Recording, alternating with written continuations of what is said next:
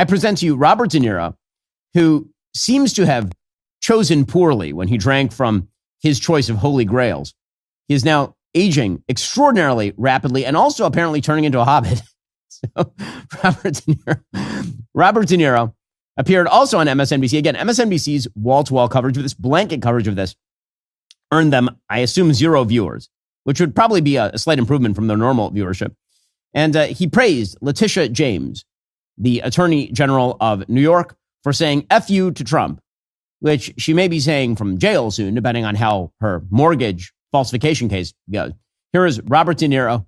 Again, I have no idea why people keep trotting out Robert De Niro as a political voice worth listening to. It's bizarre to me. But here we are. This is the path this is the business they have chosen. I like what Letitia James is doing. She's fighting back. She's saying, "You, I'm sorry. This is where we are." She's saying, "This is it. I will not be taken down by this person. I am not afraid of him." And God bless her for that. Well, I mean, are you inspired? Are you really, really, really inspired? I do have to just say, as a matter of Hollywood career choices, Robert De Niro went from the star of Godfather 2 to a person who was most recently starring in, and I need to actually get his IMDb to look up his latest films, Robert De Niro, because he has had a massive falling off, shall we say. He's going to be starring, I believe, in his last movie that he was in was apparently a movie called Tin Soldier. It has a 3.3 star rating on IMDb, which I did not even know was possible. A 3.3. Things are going well in Robert De Niro. But he also had comments about Stephen Miller, because there's nothing quite like Robert De Niro calling Stephen Miller, who happens to be Jewish, a Nazi. Tell me about it, Robert. We see it all the time. He will not want to leave. He set it up with his, I guess he's the Goebbels of the cabinet, Stephen Miller. He's a Nazi. Yes, he is. And he's Jewish, and he should be ashamed of himself. Well, folks, I did want to look up Robert De Niro's recent work because, again, early on in his career, pretty solid stuff. He's had a pretty dramatic drop-off. So I decided to check it out with my sponsors over at Comet, a new web browser by Perplexity. Well, his last 10 movies, okay, they're giving 0 day. Okay, fine. 7.0. Alto Nights. Rotten Tomatoes, 38%. Yeah. About My Father, apparently 36% on Rotten Tomatoes, 5.8 on IMDb. Not great. Killers of the Flower Moon, he was in. He's way too old in that movie, by the way, like way too old. But that one does have a 93% Rotten Tomatoes rating. And then there is The War with Grandpa, 2020. 5.7 on IMDb. Like the Syrian gymnastics team at the Olympics. 4.4 on Rotten Tomatoes, 44% on Rotten Tomatoes. The Comeback Trail, 30% on Rotten Tomatoes. Yeah, it hasn't been a great run for Robert De Niro. You got to go back to 2019, 2017 for anything good. And yeah, I mean, is that the person you really want to listen to for your political discourse? But really, nothing says, honestly, hating fascism and hating tyranny quite like attending rallies sponsored in New York City by the Communist Party USA, which was apparently one of the sponsoring organizations for the No Kings rally in New York City. Hakeem Jeffries, the House Minority Leader, who may remain so, by the way. The math seems to be moving pretty quickly against the Democrats, even in the House, which is quite astonishing. Here he was explaining on MSNBC, again, blanket coverage on MSNBC. No coverage on MSNBC of the president giving the Medal of Freedom posthumously to Charlie Kirk. Tons of coverage of the No Kings rallies. Here he was with Ali Velshi explaining that these rallies are going to be so American. They're going to be so American. You're going to love it. You're going to love it. It's going to be it'll be like apple pie and transgenderism, because that's what Americanism is, according to top level Democrats. Here we go. Well, the so-called White House press secretary is an unhinged disgrace. If she's opening her mouth, it means that she's lying. And clearly, we've seen that in this context. The protests that are going to take place today, the peaceful expression of dissent, is entirely consistent with the American way. In fact, it's as American as motherhood, baseball, and apple pie. It's what the framers of this Constitution envisioned. I mean, first of all, I think that he's going to need a waiver from his own party to talk about motherhood, because motherhood is not exactly in fine fettle with the Democratic Party, the party of abortion, and also sometimes there are pregnant men. But in any case, the top-level Democrats showed up to really enjoy themselves. Elizabeth Warren, yeah, she's still kicking around. And so she apparently left her teepee for a brief moment in time to talk about persisting. She says that she is persisting, which technically she is. I mean, she's on TV and everything. The American people do not bow down to kings. Nope. We do not bow down. We organize, we march, we stand up, and we do not back down. So I just want to say to every single person who showed up today, you give me hope. Don't lose that fire, because we need it now more than ever. This fight will be long, but this fight is important. Today and every day, we persist. I can't believe she's still trying to make fetch happen. Remember the still she persisted thing? Yeah, that's back when she was running for president. Yeah, she tried that still we persisted routine in 2020, and it failed so badly that she was defeated by a dead man, Joe Biden, in the Democratic primaries, and had to drop out early on in the race. We'll get to more on this in just a moment. First, your online activity isn't private. Data brokers track everything you do online, your browsing, shopping habits, even your beliefs. In the United States, they can legally sell that information. Companies buy that data to target you with ads. Social media platforms use it to control what content you see. During elections, it's used to influence your vote. To protect your privacy and maintain your autonomy online, you should be using ExpressVPN. ExpressVPN routes all my online activity through secure encrypted servers, making it impossible for my internet provider to see what I'm doing online. That means you can browse without feeling like someone's watching over your shoulder all the time. It also hides your IP address. That's the unique number that identifies you online and allows data brokers to build and sell profiles about you. Without access to your IP or activity data, these companies really don't have anything to work with.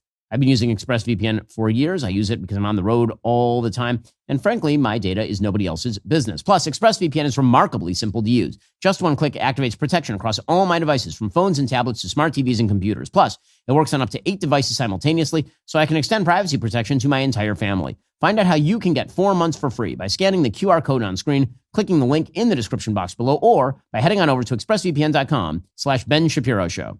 But wait, I have more old white people talking to you about resisting kings.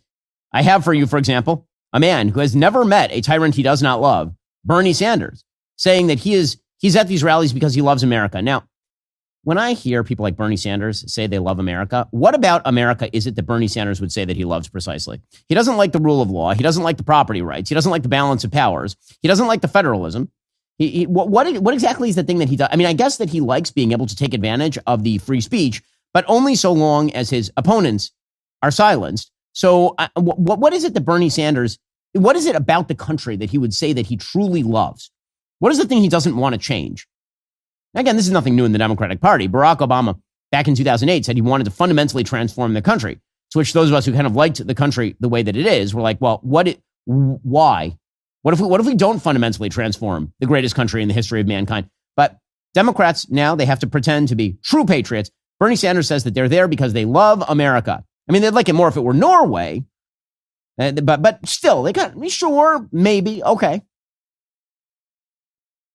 The Republican Speaker of the House called these rallies hate America events. Boy, does he have it wrong. Millions of Americans are coming out today not because they hate America. We're here because we love America.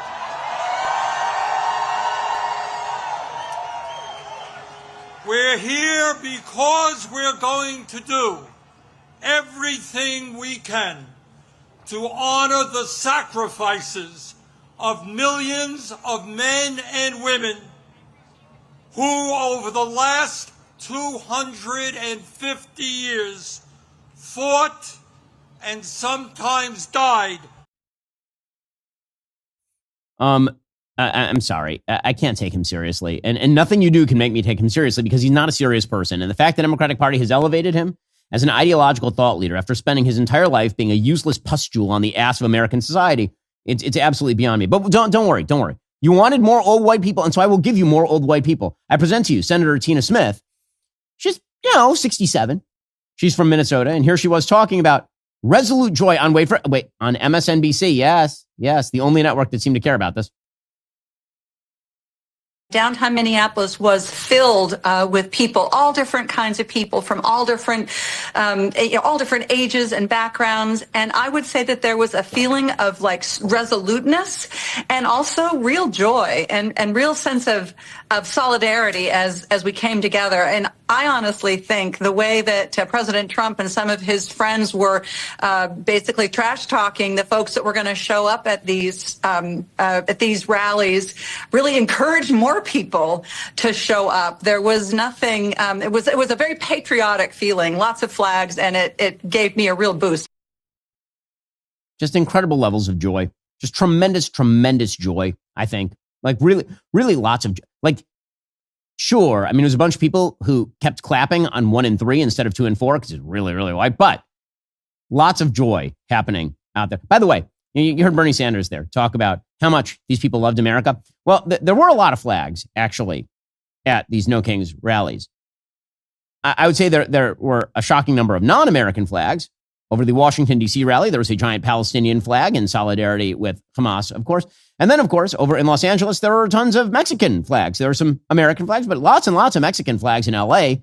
So many, actually, that the CNN reporter noted it. A lot of what I'm seeing that I find interesting, aside from the funny costumes, from the blow-up costumes, a la what we've seen around in Portland over the past few weeks, so we're seeing a lot of Mexican and Mexican-American flags like this one right here. I'm sorry, I'm just going to show you a flag for a second. Like right there, that is what we're seeing time and again. Thank you so much. Ecuadorian flags, half Ecuadorian, half American flags. A lot of people here are saying that they are so proud of their heritage, whatever it is, from whatever country from Latin America they are, but that they're also very much proud Americans, and that this is an exercise in patriotism. And there's right behind her is the giant Palestinian flag in LA. So lots of flags that are not particularly American at these Love America rallies. Senator Ed Markey from Massachusetts, who, again, old white people, man, he decided that he was going to give a speech while donning a trans flag. The abolitionist movement, right here. The suffragette movement, right here. The same-sex marriage movement, right here. The universal health care movement, right here. We are the revolutionaries. We are Massachusetts because we have always stood on the front lines of democracy. And we demand free Metamucil for all.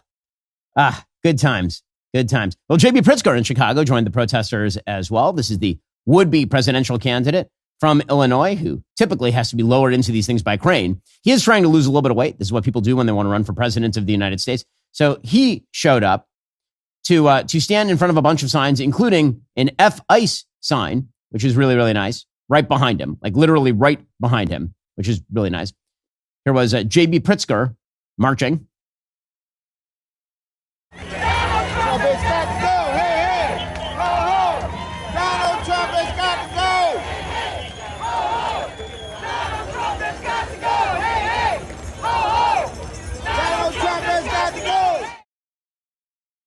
Well, listen, I hope for the sake of his bodily health that it was a very short march. Wouldn't want to put too much strain on the governor of Illinois. Meanwhile, some media figures showed up as well. I mentioned Mehdi Hasan, the Qatari mouthpiece. He showed up to talk. And there he decided that it was a great time to launch into Israel because, of course, it's a protest about Donald Trump and tyranny in America, supposedly. And he was going to talk about Israel and then make some jokes about how Donald Trump's wives are immigrants or something.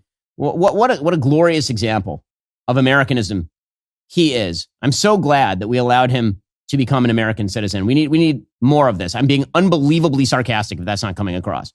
Here he was. Donald Trump, the man who uses Palestinian as a pejorative, as a slur, has no plan for Palestinian freedom, no plan for Palestinian statehood, No plan for justice for the Palestinians who have been massacred and starved and genocided and ethnically cleansed for the past 2 years, including the past 9 months of his presidency.